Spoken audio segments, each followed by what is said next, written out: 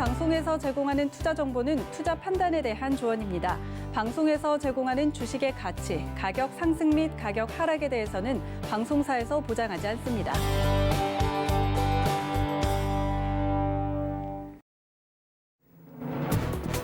여러분 안녕하십니까? 출발 증시와이드 김선입니다. 사상 최고치를 갈아치우던 우리 시장이 강한 조정을 했습니다. 코스피가 1.6%가량 빠지면서 2,730선까지 밀리고 코스닥은 2.6% 하락하면서 930선 아래로 떨어졌습니다. 고점에 대한 부담을 안고 있던 상황에서 영국의 변종 코로나19에 대한 우려가 커지고 중국과 미국의 무역 마찰 이슈도 부각되면서 함께 영향을 받은 건데요. 중국 증시가 낙폭을 키우면서 아시아장 전반적으로 매물이 출회됐습니다. 12월 들어 외국인은 우리 시장 연일 팔고 있는데 코로나19 우려가 커지면서 또 투심이 안전자산을 주목했고 그로 인한 달러 강세에 어제 수급도 불안했습니다. 이런 양상이 연말까지 이어질 수 있다는 우려의 시각도 있는데요. 이제 5거래일 남은 연말장 저희와 함께 차분히 대응해 보시기 바랍니다. 오늘의 이슈부터 함께 살펴보시죠. 뉴욕 증시는 나스닥만 상승하며 혼조로 마감했습니다. 미 의회가 오랫동안 지연된 코로나19 부양책을 승인했음에도 불구하고 영국에서 확산된 변이 코로나19가 투심을 위축시킨 겁니다. 앤서니 파우치 국립 알레르기 전염병 연구소 소장은 이 변종 바이러스가 이미 미국에도 있다고 가정할 필요가 있다고 언급하기도 했는데요. 항공과 크루즈 등 여행 관련주에 대한 하방 압력이 이어졌고 전문가들은 소비가 급증하기 전까지 경제와 시장 변동은 이어질 것이라고 내다보고 있습니다. 국제유가가 연 이틀 급락했습니다. 영국의 변이 바이러스에 대한 우려가 백신과 부양 감을 짓누른 겁니다. 유럽과 아시아, 남미, 중동의 40여 개국이 영국에 입국 제한 조치를 내렸고 호주에도 변이 바이러스가 퍼졌다는 소식이 전해지면서 유가에 하방 압력을 가했습니다. 하지만 프랑스가 23일 영국의 국경을 재개방한다는 소식에 낙폭은 다소 줄였는데요. WTI는 2% 내린 47.02달러에 브렌트유는 1.6% 내린 50.08달러에 거래됐습니다. 미국의 올해 3분기 경제 성장률이 33.4%로 최종 집계됐습니다. 역대 최대 상승폭이고 월가 전망치도 웃돌았는데요. 하지만 이는 2분기 성장률이 마이너스 31%대를 기록했던 것의 기저효과와 미국 정부의 수조 달러 규모의 경기 부양책 때문이라는 분석입니다. 실제 전년 동기와 비교한 수치는 마이너스 3.5%로 팬데믹 이후 크게 줄었는데 내년에도 이전 수준의 GDP 규모를 회복하는 건 어렵다는 전망도 따르고 있습니다. 화이자와 모더나, 바이오엔테크가 영국발 변종 코로나19에 대한 백신 효능을 검증하는 테스트에 들어갔습니다. 화이자와 바이오엔테크 측은 백신은 변종 바이러스에도 대처할 가능성이 크다며 효과를 확인하기 위해 코로나19 면역력을 보유한 사람들로부터 혈액 샘플을 채취하고 있다고 밝혔는데요. 또 돌연 변이를 모방한 백신을 만들 수 있다면서 6주 안에 새 백신을 제공할 수 있다고 전했습니다. 네, 이어서 간밤 뉴욕 증시 마감 상황 함께 확인하시죠. 뉴욕 증시 3대 지수는 혼조로 마감했습니다. 다우 지수가 0.6%, 200포인트가량 하락하면서 3만 15포인트로 거래 마쳤습니다. 이어서 S&P 500도 함께 확인하시죠. 네, 0.2% 하락이었습니다. 3,687포인트로 거래 마쳤습니다. 나스닥도 함께 보시죠. 네, 0.5% 홀로 상승했습니다. 12,807포인트로 거래 마쳤습니다. 출발 증시와이드 지금 출발합니다.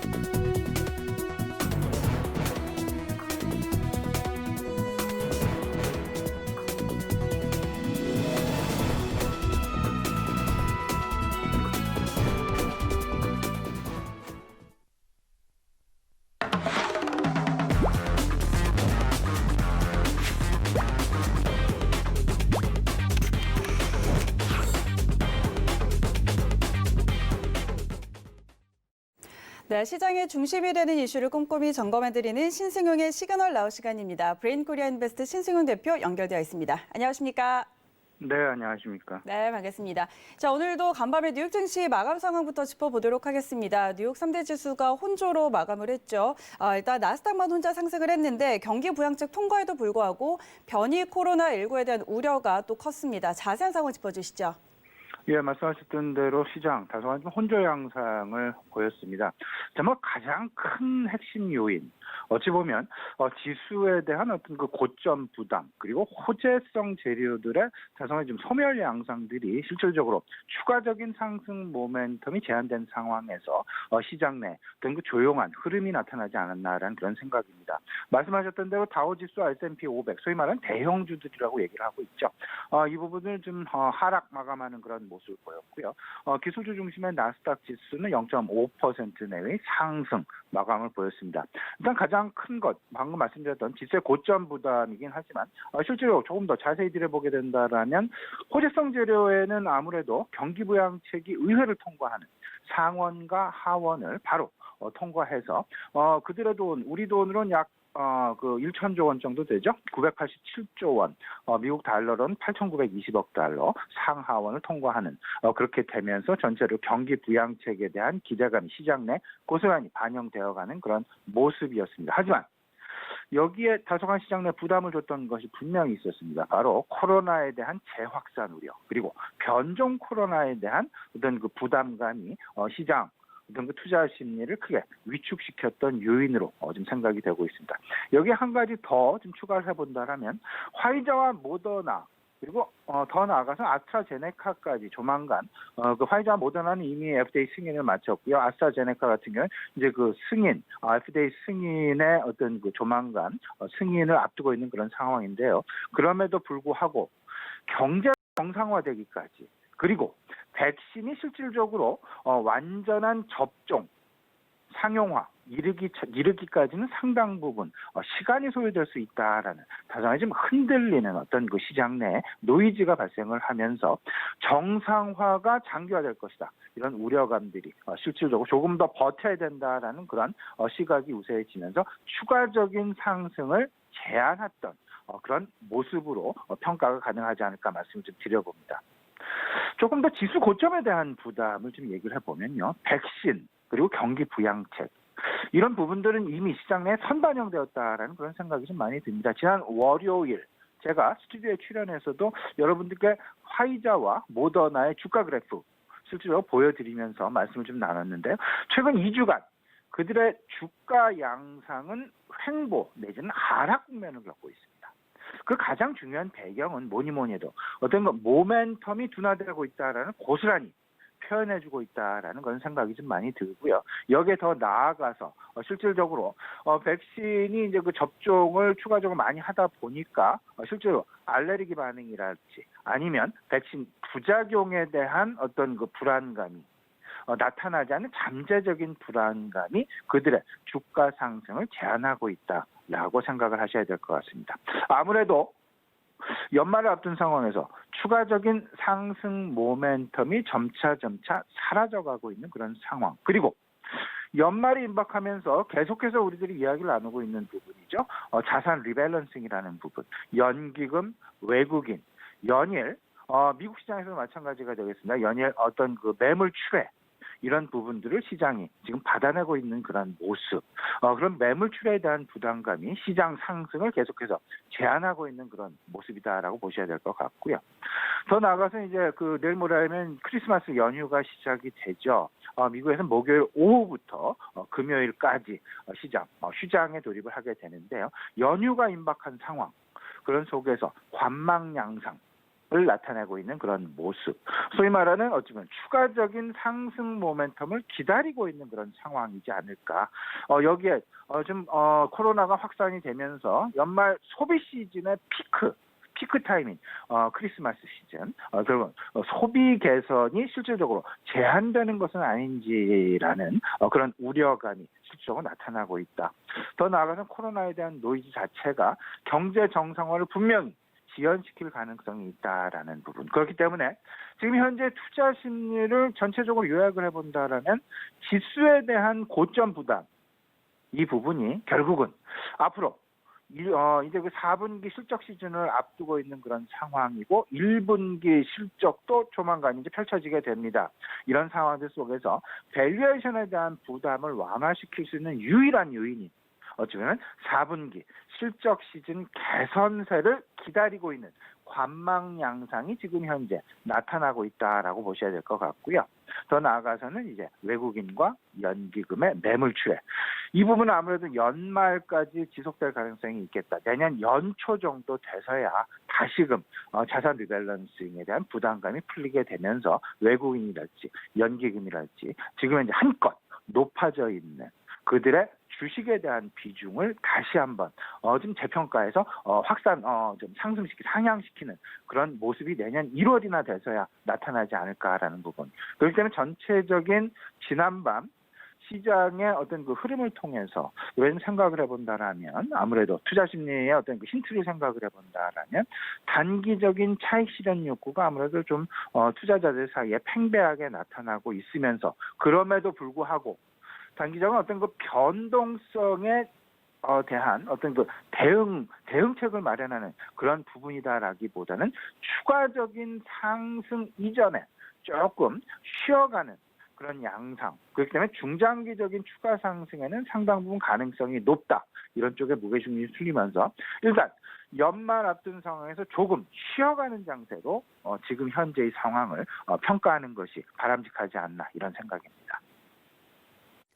네, 그런가 하면 애플이 2024년까지 자체 설계한 배터리를 탑재한 자율주행 자동차를 설계하겠다 이런 소식이 생산하겠다 이런 소식이 전해지면서 앞으로 자율주행과 배터리 등 업계에 미칠 파장도 굉장히 적지 않아 보입니다. 관련해서 내용 자세하게 짚어주시죠.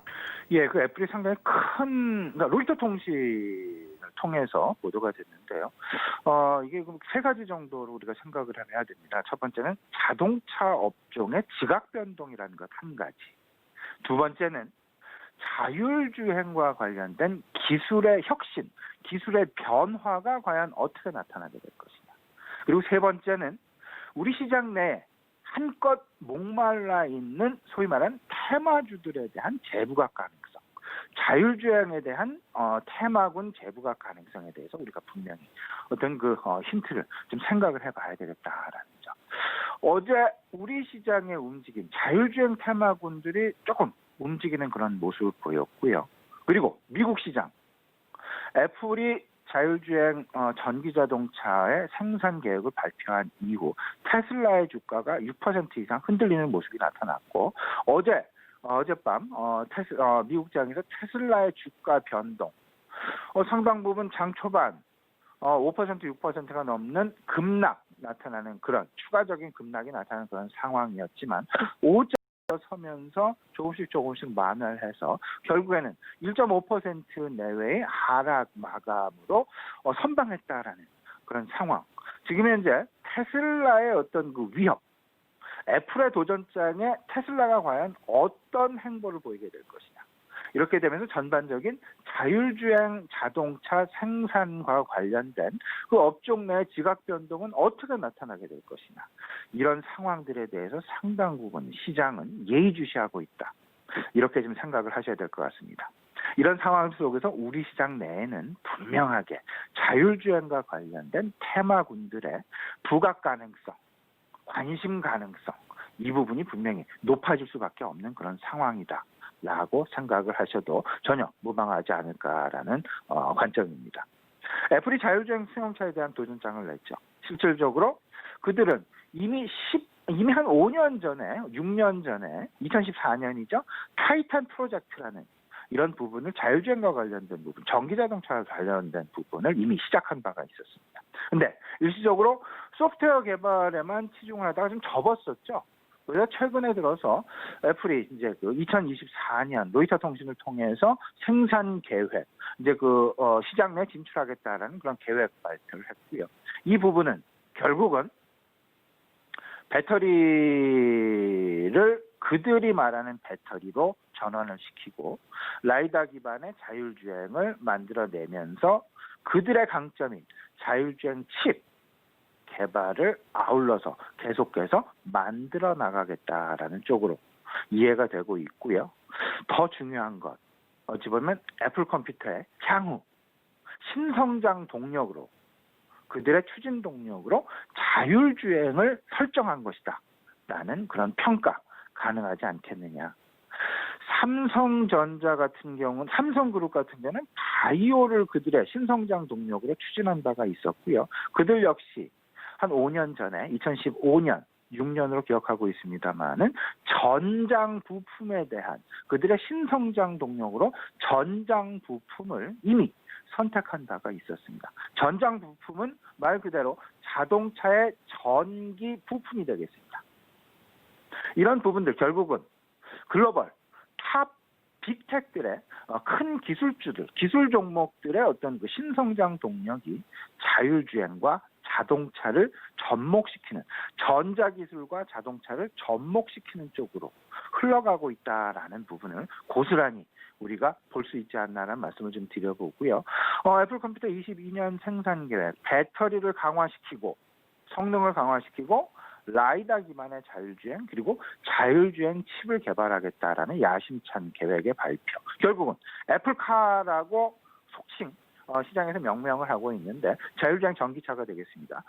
출시 2024년으로 예정되어 있는 출시 로드맵을 좀 살펴보게 되면 자체 설계 배터리를 기반으로 하고 있다. 결국은 활성 물질을 보강을 해서 용량을 확대하고 안전성을 더욱더 개선시키겠다라는 부분. 폭발이나 화재, 위험이 있는 리튬 이온에서 리튬 인산철로 다소한 좀 변형 내지는 전해 물질을 조금 더 보강하겠다라는 그런 부분으로 지금 인식이 되고 있고요. 더 중요한 것은 자율주행과 관련된 칩을 개발하겠다라는 상당히 중요한 부분이 될 것 같습니다. 이 부분은 아무래도 TSMC라는 대만 업체와 공동 개발하겠다라는 그런 가능성 높아지고 있는데요. 자율주행 칩 과연 어떤 모습으로 개발될지 이 부분 소위 말하는 칩 메이커들에 대한 지각 변동마저도 예고하고 있는 그런 부분이다라고 보셔야 될 것 같습니다. 또 한 가지 그들이 채택하고 있는 자율주행의 방식 라이다 방식이 되겠습니다. 지금 현재 자율주행 기술과 관련해서 자율주행 지금 연구를 개발을 계속하고 있는 자율주행 기술과 관련해서 3파전이 벌어지고 있다라고 보셔야 되는데 그 3파전 여기에 애플 컴퓨터가 가세를 하게 되면서 전기자동차 자율주행 기반 자체가 전체 큰 지각 변동이 일어날 가능성이 크겠다. 지금 현재 좀 구분을 해보면요. 테슬라 같은 경우는 저가 카메라 기반으로 가겠다라는 그런 자율주행과 관련된 기술 기반의 어떤 그 방향성 목표를 설정을 해놓고 있고요. 구글의 웨이모, ADAS 즉 이제 주행 보조 기반이 되겠습니다. 여기에는 라이다가 같이 이제 그 탑재가 되어지는 그런 모습으로 보셔야 되는데 구글의 웨이모는 ADAS 주행 보조 기반, 라이다 기반의 이제 자율주행을 나갈 것이고 아마존이나 최근 서로 간의 그 합병 내지는 서로 간의 그 전략적 제휴를 맺은 주식을 서로 맞교환하면서 전략적 제휴를 맺은 오로라와 우버 이 부분은 트럭에 대한 상용차에 대한 자율주행을 가장 선행해서 실시하겠다라는 부분. 여기에 라이다와 애플 칩 더 나아가서는 애플 배터리까지 탑재를 한 애플이 가세를 하게 된다라면 말 그대로 4파전 또는 큰 어떤 그러니까 크게 시장을 유지해 나갈 수 있는 그런 기업들이 결국은 시장을 다 독식해버리는 그런 그림이 나타날 수도 있다. 애플의 강점을 좀 생각을 해본다라면 소프트웨어와 하드웨어를 동시에 기반을 가지고 호환성과 충성도, 소비자의 충성도를 기반으로 해서 이 자동차 시장에 새롭게 진입하기에는 상당히 유리한 조건을 가지고 있다라고 보셔야 될 것 같습니다.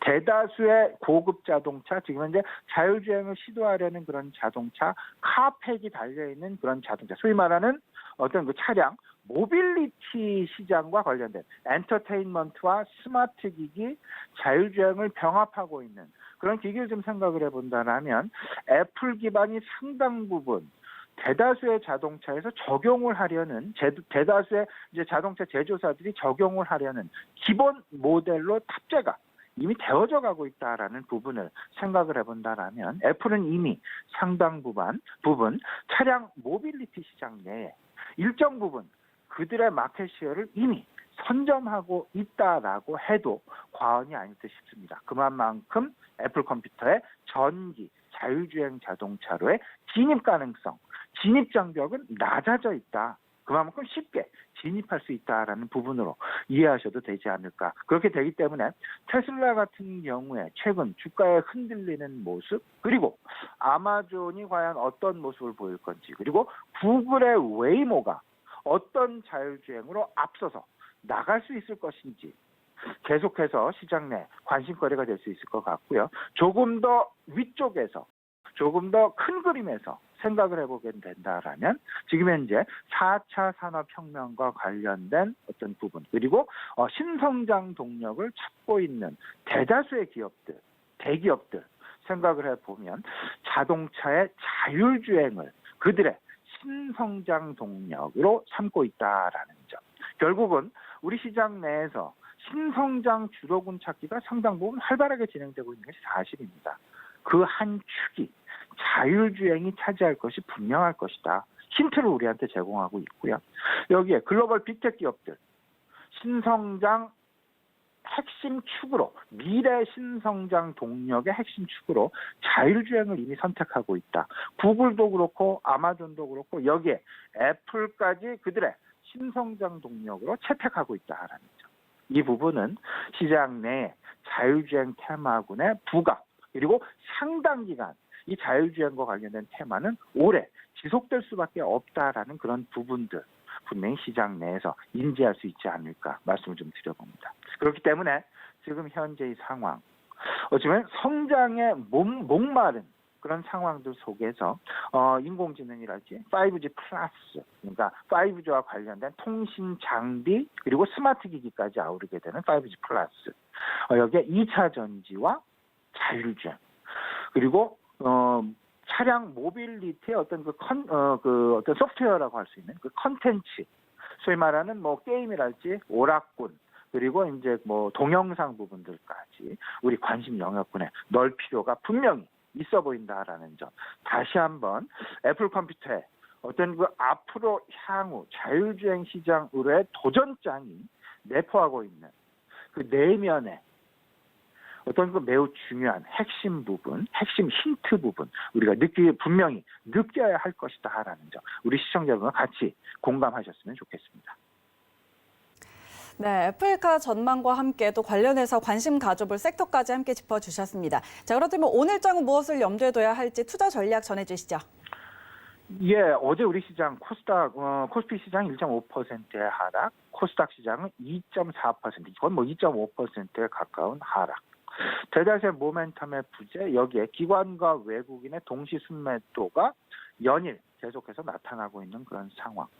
이 부분은 말 그대로 연말이 임박을 하면서 수급 변동성이 계속해서 시장 내 압박 요인으로 작용을 하고 있고 호재성 재료가 점차 소멸되어 가고 있다라는 부분을 고스란히 우리 시장 그리고 미국 시장 계속해서 보여주고 있다라고 생각을 하셔야 될 것 같습니다.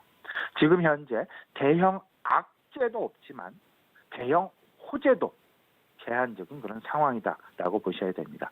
어제 통과했던 미국의 추가 경기 부양책, 이 부분 이미 시장 내 상당 부분 기반영되어 있는 그런 재료. 더 이상 추가 경기 부양책의 타결로 인해서 시장 상승, 모멘텀을 받을 가능성은 상당히 제한적이지 않겠느냐. 그리고 코로나의 재확산과 코로나의 백신 서로 간에 상쇄해지는 그런 모습, 호재, 그리고 신정부 출범이라는 모멘텀이 있을 수 있고요. 유동성이 지속될 것이다라는 그런 기대감. 하지만 악재 부분, 코로나의 재확산과 기관과 외국인의 수급 둔화, 그리고 백신 부작용과 관련된 어떤 그 불안감, 노이즈 부분. 이 부분이 전체적으로 시장 내 투자 심리에 복합적으로 작용을 하게 되면서 대형 악재와 대형 호재의 제한적인 모습. 그러면 지금 현재의 박스권 장세가 다소간 지속될 가능성이 상당 부분 높겠다. 이 부분의 해소는 연말이 지나야만, 그리고 가능하면 그리고 대체적으로 내년 바이든 신정부의 출범과 맞물리게 되면서 다시금 시장의 어떤 좀 자유적인 어떤 상승 가능성이 높지 않겠느냐. 여기에는 기업들의 4분기 실적과 1분기 실적 개선 기대감이 같이 동시다발적으로 작용을 할 가능성이 있지 않을까, 이런 생각은 큰 그림으로 좀 그려보고요. 다만 그 전까지, 그러면 연말까지가 되겠습니다. 제 개인적인 판단은 투자 전략을 좀 이원화시키는 것이 좋지 않나라는 생각입니다. 공격적인 투자 성향, 내 자신이 스스로 공격적인 투자 성향이다, 아니면 내 자신이 스스로 보수적인 투자 성향이다. 이 부분을 좀 곰곰이 생각을 하셔서요. 내가 좀 공격적인 투자 성향이다 하시면 단기적으로는 아닐 수 있겠지만 중장기적인 차원에서 경기 회복과 관련된 대면 업종에 대한 관심 계속해서 가지고 나가야 되겠다. 결국에는 경기 민감주와 경기 민감 업종의 최상단에 있는 원자재 업종에 대한 관심 여전히 유효하다라고 보셔야 될 것 같고, 다만 내가 조금 좀 이제 연말을 앞둔 상황에서 좀 보수적으로, 이제 좀 연말을 앞둔 상황에서 나의 포트폴리오 조금 좀 재정비, 정돈해 나가는, 일단 이익 실현에 조금 더 무게를 두고 싶다 하시면 조금 좀 배당주 쪽과, 그리고 실질적으로 산업별로 봤을 때 업사이클 상황에 이미 상승 사이클에 이미 진입을 해놓고 있는 그런 업종에 대한 대응이 바람직하지 않겠냐. 결국은 그 부분은 반도체와 2차 전지, 그리고 통신, 5G가 될 것 같은데요. 큰 그림에서 생각을 해보면 결국은 대형주 쪽보다는 아무래도 중소형주 중심의 종목 대응이 유리하지 않나라는 생각이 좀 많이 들고요. 여기에는 계속해서 말씀을 드리고 있습니다만은 지수의 단기 급등에 대한 대형주 상승의 부담이 분명히 작용을 하고 있고요. 경기 회복 관점은 계속 보셔야 됩니다. 경기 회복 관점. 그러면 그 최상단에 있는 원자재. 어제 같은 경우 LS랄지 풍산이랄지 조금 좀 주가 한 2% 내의 하락이 좀 나타나긴 했는데요. 그럼에도 불구하고 중장기적으로 원자재주에 대한 상승 추세는 멈춘 것은 분명히 아니다라는 점. 원자재에 대한 관심, 그리고 중소형 테마군에 대한 관심 여전히 유효합니다. 4차 산업 성장주, 특히나 애플 컴퓨터가 지난주에는 칩 개발을 조금 더 서두르겠다라는 발표를 했고요. 이번 주에는 전기 자동차로의 어떤 도전장을 내미는 그런 모습, 애플 컴퓨터에서 계속해서 신개발과 관련된 어떤 진출과 관련된 신성장 동력과 관련된 부분에 대한 이야기가 많이 나오고 있습니다. 이 이야기는 결국은 시장 내 테마군들에 대한 새로운 부각 가능성을 높여주고 있다. 여기에는 인공지능이나 5G, 특히나 5G 칩도 우리가 좀 관심을 가져야 되겠죠. 여기에 2차 전진 당연하고요. 자율주행이 시장 내 조금 좀 잊혀져 왔었죠. 자율주행이 새롭게 떠오를 수 있는, 어제 잠깐 꿈틀했었는데요. 이 부분 아무래도 시장 내 점차 관심 가능성이 높아지지 않을까라는 부분 꼭 좀 생각을 해두셔야 되겠습니다. 마지막으로요. 연말 라페일이 다가오고 있습니다. 그러면 개인 대주주 요건과 관련된, 배당과 관련된 부분, 수급성 분명히 염두에 두셔야 되는데, 저는 이렇게 생각합니다. 두 가지입니다. 첫 번째는 수급 불안을 오히려 매수 기회로 활용할 수도 있다라는 말씀 좀 드려보고요. 두 번째, 배당과 관련된 부분. 오히려 개인적으로 이렇게 생각을 합니다. 배당 락을 내가 받아서 배당 주로 투자하는, 배당을 받을 것이냐, 아니면 배당을 받지 않고 배당 락 이후에 투자를 매수를 해야 될 것이냐. 제 개인적인 판단은 배당 락 이후. 다시 말씀을 드리면 다음 주 28일이 될 것 같습니다. 다음 주 29일이죠. 29일이 배당 락일이니까요. 29일 다음 주 화요일 날 아침 일찍 매수하시는 게 오히려 1월 효과를 대비한 배당 부 대신 배당 락 활용 투자도 바람직한 전략일 수 있다라는 점, 우리 시청자 여러분 한번 곰곰이 생각해 보시고 참고해 주셨으면 좋겠습니다. 네, 본인의 투자 성향에 따른 차별화된 전략들 함께 짚어드렸고요. 또 중소형주 중심의 종목 장세 안에서 4차 산업 성장주에 대한 지속적인 관심도 전략으로 함께 챙겨주셨습니다. 네, 지금까지 브레인코리아 인베스트 신승훈 대표와 함께 투자 전략 들어봤습니다. 오늘 말씀 고맙습니다.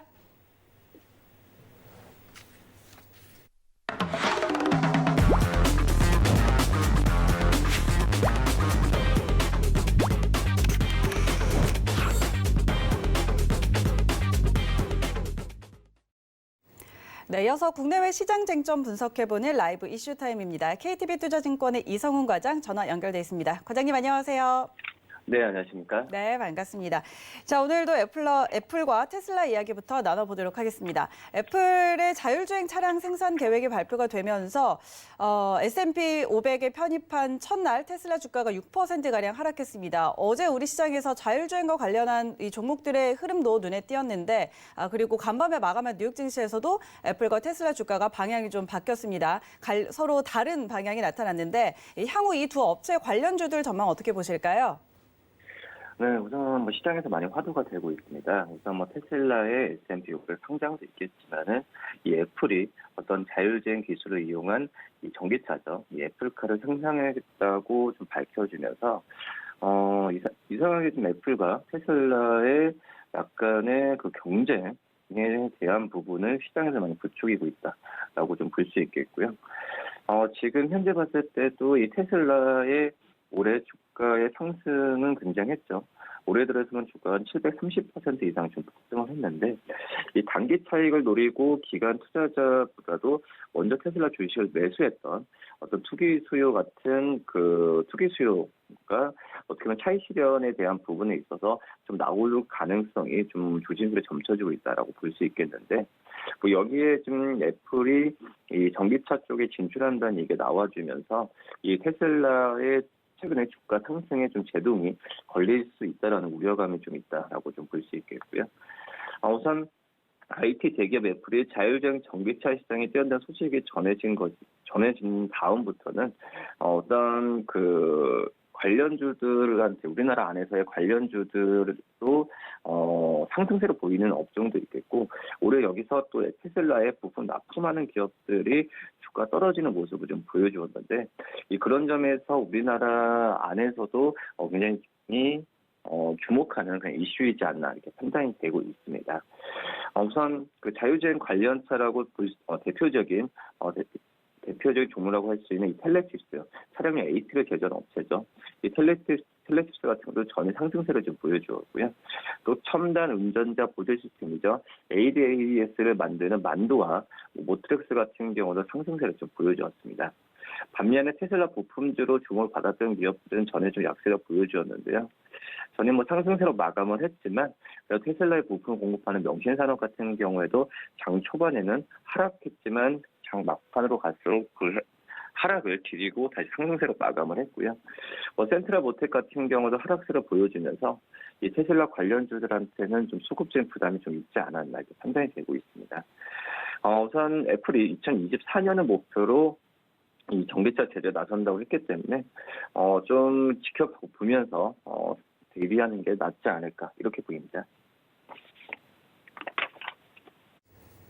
네, 그런 거면 내년에 글로벌 경기 회복에 대한 기대가 커지면서 또 함께 시장 금리 상승도 예상이 되고 있습니다. 금리 상승의 대표적인 수혜주인 보험주들 재평가에 대한 기대도 따르는데 관련한 업종과 종목 전망 같이 짚어주시죠. 네, 우선 보험업종 같은 경우가 대표적인 금리 수혜주라고 볼 수 있겠는데요. 최근에 어떤 금리 상승 기조가 좀 보여주고 있죠. 우선 금리가 상승하면은 보험사의 투자 수익이 증가하고 그리고 수익성이 좋아지는 건 다 알 거라고 생각이 되고 있는데 우선 보험사들 이런 이유가 투자 수익이 증가하는 부분입니다. 우선 그 금리가 상승하면 보험사의 운용자산 수익률이 높아지게 되는데 보험사의 투자 수익이 증가하면서 이 어떤 특히 변액보험 같은 경우에는 이 금리 상승 시에 어떤 변액보증 준비금 적립금에 대한 부담을 좀 줄이는 구조로 간다라고 좀 볼 수 있겠고요. 그만큼 이제 그 추가 적립에 대한 부담이 줄어들기 때문에 이 보험사에 대한 재무 구조에 대한 기대감이 커진다라고 좀 볼 수 있겠습니다. 과거에도 이 보험업종 지수와 금리는 상관관계가 높은 것을 확연히 드러날 수 있겠고요. 그렇기 때문에 시장 금리가 상승할 때 보험주가 반등하는 것이 최근에 어떤 이 관련주들의 신고가를 기록하는 것도 대표적 예라고 좀 볼 수 있겠습니다. 우선 이 금리가 상승할 때 그래도 가장 크게 어떤 이익을 보는 게 바로 이 생명보험 쪽이라고 좀 볼 수 있겠는데요. 생명보험사는 이 장기 채권 자산을 많이 보유하면서 이 금리가 오르면 이익이 늘어나는 구조로 가고 있기 때문에 관심주로 항상 오르는 상태라고 볼 수 있겠고요. 그렇기 때문에 삼성생명, 하나생명, 동양생명, 미래에셋생명의 주가들이 최근에 지금 좋다라고 좀 볼 수 있겠습니다. 현재 세계적으로 봤을 때도 이 코로나19 타격을 극복하기 위한 대규모 확장, 재정 지출 기조를 유지하고 있어서 이는 곧 국채금리와 시장금리 상승 압력으로도 작용한다라고 좀 볼 수 있겠고요. 그렇기 때문에 특히 안에서 브랜드 네임이 좋은 이 삼성생명을 가장 크게 좀 관심 있게 봐야 되지 않을까 이렇게 보입니다. 네, 그리고 올해 서학개미라는 용어가 등장할 정도로 우리 국내 투자자들의 이 해외 직접 투자가 굉장히 많이 늘어났습니다. 올해 해외 주식 거래 대금 규모가 지난해 4배를 넘었다고 하는데요. 함께 투자자들이 주의해야 할 점들도 있을 것 같습니다. 자세한 내용 함께 짚어주시죠. 네, 우선 지금 한국여타결제원에 따르면은 지난 18일까지 국내 투자자들의 해외 주식 거래 대금이 1,863억 1,500만 달러, 우리나라 돈으로 206조 원 규모로 집계가 됐고요. 이는 전체 해외 주식 거래 대금이 409억 8,539만 달러인데요. 작년에 이 금액의 4.5배에 달하는 규모가 올해 거래 대금이 됐다라고 볼 수 있겠습니다. 가장 많이 사들인 종목은 소재 말씀드렸던 미국 전기차 업체 테슬라라고 볼 수 있겠고요. 그다음에 애플, 아마존, 엔비디아 순이라고 좀 볼 수 있겠는데, 우선 지금 현재 봤을 때도 해외 주식에 대한 부분에 있어서 증권업계도 관련 서비스를 확대하면서 고객 유치에 총력을 좀 기울이고 있습니다. 하지만 미국 시장에 대한 어떤 긍정적인 잠밋빛 전망만 있는 건 아니고요.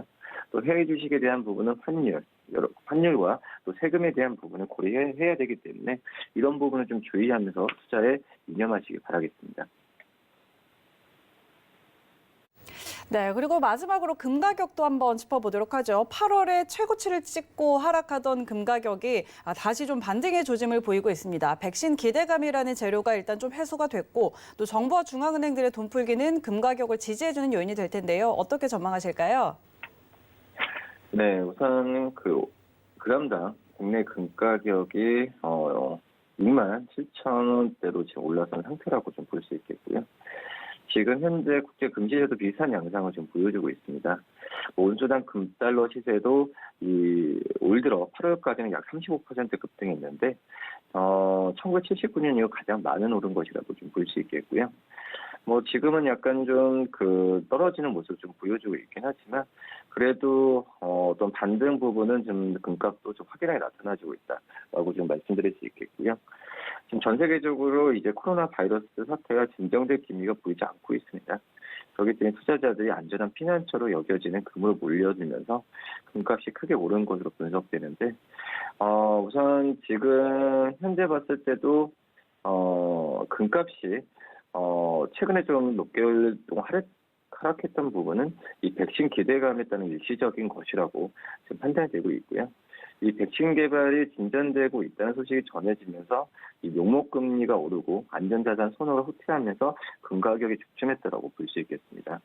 이번 반등세를 타고 내년 상반기까지는 어떻게 보면은 최근에는 이런 부분은 좀 강세로 이어질 것이라는 전망이 좀 우세하다고 볼 수 있겠는데 우선 미국 입장에서도 저금리를 유지해야 하는 상황이라고 좀 볼 수 있겠고요.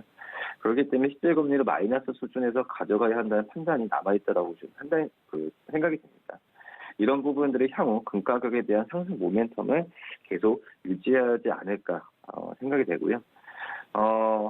하반기로 봤을 때도 내년 하반기로 올해 하반기로 내년 하반기로 봤을 때도 어떤 코로나19 완전 종식에 대한 기대감이 크지 않은 상황이라고 좀 판단되고 있습니다. 그렇기 때문에 미국의 통화 완화 정책이 유지되겠지만 우선 주요국이 코로나 종식을 거론하게 되면서 연준 위원들의 경제에 대한 부분에 있어서 아직까지는 큰 어떤 스탠스를 갖고 가지 않고 있기 때문에 이 안전자산 선호 현상은 내년까지는 좀 이어질 가능성이 있지 않을까 판단되고 있고요. 하지만 위험자산이 주식시장에 대한 부분은 최근에 어떤 반대의 관계가 아닌 어떤 정의 관계로 가고 있기 때문에 우선 그 금단에 대한 상승세가 주식시장을 떨어뜨린다 이런 부분은 생각하는 것보다도 어떤 같은 투자처로 좀 그 각광을 받을 가능성이 내년에도 있지 않을까 이렇게 보이고 있습니다. 네, 금 가격 전망까지 오늘도 여러 가지 이슈와 전망들 함께 짚어봤습니다. 지금까지 KTB 투자증권 이성훈 과장과 함께했습니다. 과장님 고맙습니다. 네, 감사합니다. 네, 오늘 출발 증시와이드 준비된 내용은 여기까지고요. 저희는 잠시 후에 순간포착 매매 시그널로 돌아오겠습니다. 고맙습니다.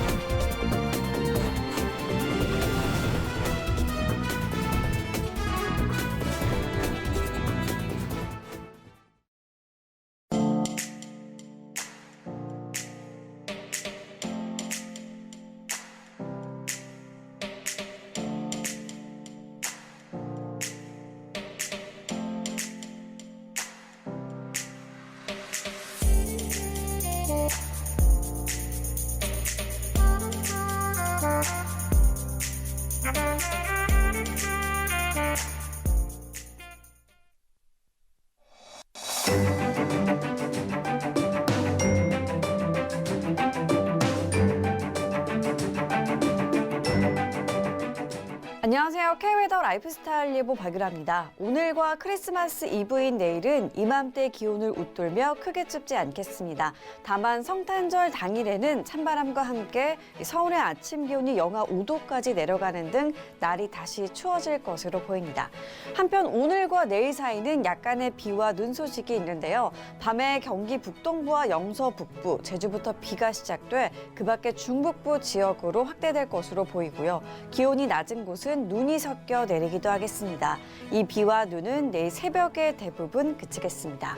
한편 오늘도 공기가 좋지 못합니다. 제주를 제외한 전국에서 먼지 농도가 나쁨 단계까지 오르겠는데요. 외출 시 미세먼지용 마스크를 꼭 착용하셔야겠습니다. 동해안으로 대기가 건조합니다. 건조특보가 발효 중인데요. 여기에 밤부터는 강한 바람까지 불겠습니다. 화재가 나지 않도록 조심하셔야겠습니다. 오늘은 남해상에 위치한 고기압의 영향을 받겠고요. 중북부와 제주도는 기압골의 영향을 점차 받겠습니다. 다음은 자세한 지역별 날씨입니다. 중부지방 구름 많거나 흐려지겠고 밤에 영서로 비가 오겠습니다. 한낮 기온 서울 8도, 대전 9도로 큰 추위는 없겠습니다. 동해안 차차 구름 많아지겠습니다. 아침 기온 3도에서 4도 선으로 시작해 한낮에는 10도 안팎까지 오르겠습니다. 남부지방 구름 많아지겠고요. 제주도는 밤부터 비가 내리겠습니다. 낮 기온 광주 10도, 부산은 11도로 크게 춥지 않겠습니다. 남해상으로 흐려져 비가 오겠고요. 물결은 동해상으로 최고 2.5m까지 약간 높게 일겠습니다. 추위는 토요일 낮부터 차츰 풀리겠고요. 일요일에는 전국에 비 소식이 들어있습니다. 날씨였습니다.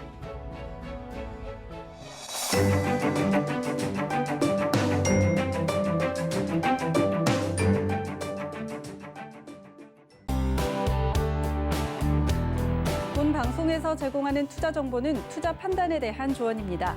방송에서 제공하는 주식의 가치, 가격 상승 및 가격 하락에 대해서는 방송사에서 보장하지 않습니다.